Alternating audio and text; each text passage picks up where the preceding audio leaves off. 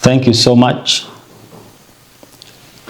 to all area members of parliament, the members of the press here present, the government officials in their different capacities wherever you are, development partners, the World Food Organization, the United Nations, and all humanitarian support organizations,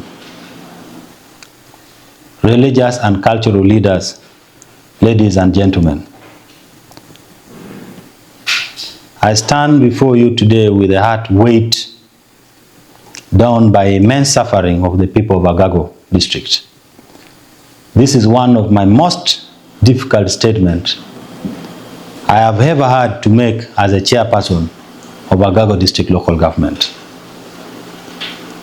Our district is facing a humanitarian emergency. Prolonged sunshine, scorching temperatures, and the failure of rains have destroyed crops across almost the entire district.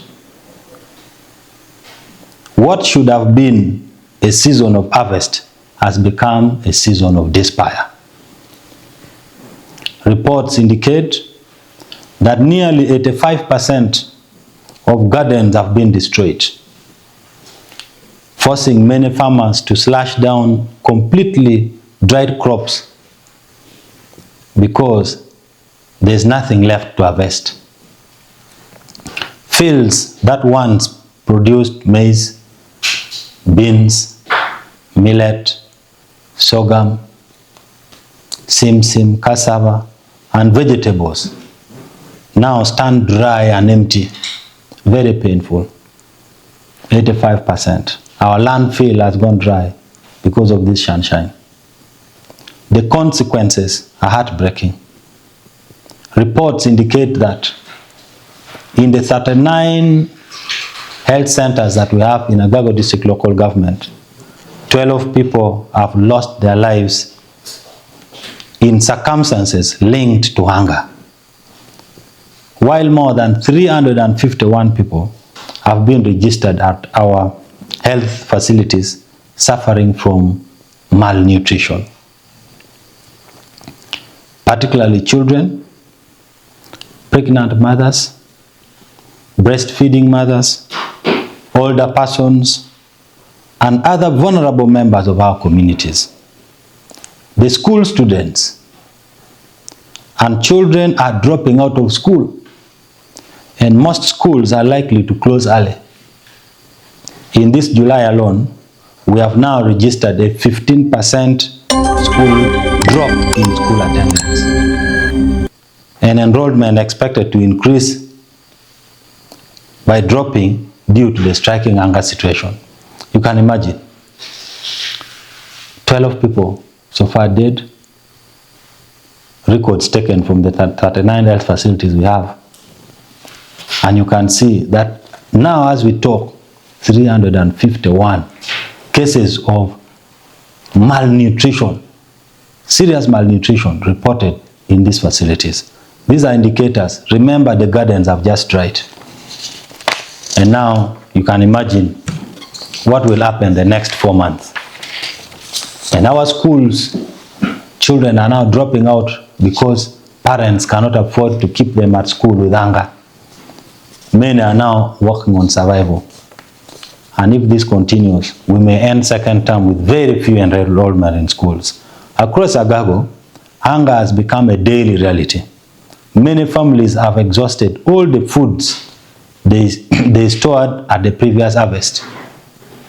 Parents are sacrificing their own meals so that their children can have something to eat. Sadly, even that is no longer enough. Some households now survive on nothing more than a cup of thin porridge each day. Others go to bed without any meal at all. Uncertain where the next meal will come from. I can tell you with honesty, some homes now survive on porridge, others are cooking popo, others try to survive on mangoes, and I can tell you, they have all gone out of their hand. We need support from humanitarian organizations, and we need support from the government of Uganda to support the people of Agago. Our health workers are reporting increasing cases of severe malnutrition, weight loss, weaknesses, dehydration, and hunger-related illnesses. School attendance is beginning to decline because hungry children cannot concentrate in class. Elderly people are becoming increasingly frail, while expectant mothers face greater risk due to poor nutrition. If this situation continues without immediate intervention from government or from any humanitarian organization or religious organization, Agago could face one of the worst humanitarian crises in history. We risk losing many more lives within the next 4 months. Hunger will deepen poverty, increase disease, undermine education, and reverse the development gains our communities have worked so hard to achieve.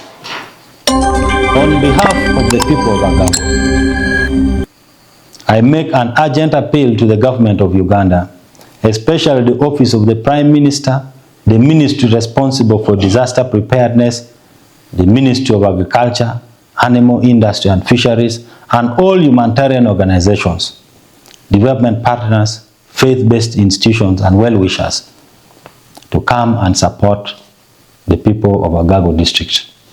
We urgently need emergency food assistance, therapeutic and supplementary nutrition for vulnerable groups, clean water support, drought-resilient seeds.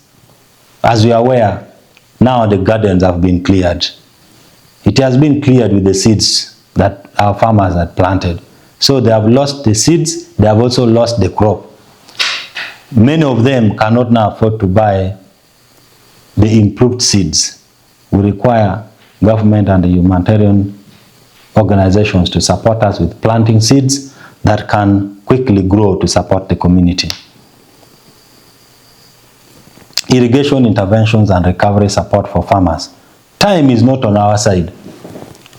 Every passing day pushes another family deeper into hunger, and I ask that we come and support him. The people of Agago are resilient and hardworking. They have always depended on farming to feed their families. Today, they are not asking for luxury. They are asking for basic rights to survive. I also appeal to every Ugandan with the capacity to help. Let us stand together in solidarity with the people of Agago. At the start of this month, as a district, we already wrote a letter to the Office of the Prime Minister, Minister for Disaster Preparedness and Refugees, asking them for support. I asked the Office of the Prime Minister that our letter has already reached you. It has reached the Permanent Secretary, OPM. It has reached all the members of Parliament.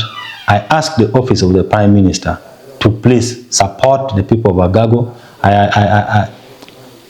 We have already indicated we have over 88,000 population, over 88,000 households, and all these households need support. There are those that may think they have money, but because the crop has dried everywhere, there's nothing to buy. That means everyone is vulnerable. So we have requested support. We also need fast-growing seeds, as we have requested, and we ask the minister or the Prime Minister of this country through the Minister for Disaster Preparedness and Refugees to please support the people of Agago. And any other humanitarian organization, I'll be going to different of them, different categories of humanitarian organization. I'll make sure I reach the World Food Program, the United Nations, and all other organizations that will support the people of Agago. I ask whoever has any link to support our people. Hunger knows no politics. Hunger knows no tribe, and hunger demands humanity. This is the time for compassion. This is the time for action. This is the time to save lives. May God protect the people of Agago, and may God bless the Republic of Uganda and all humanitarian organizations that come to support us. Thank you very much.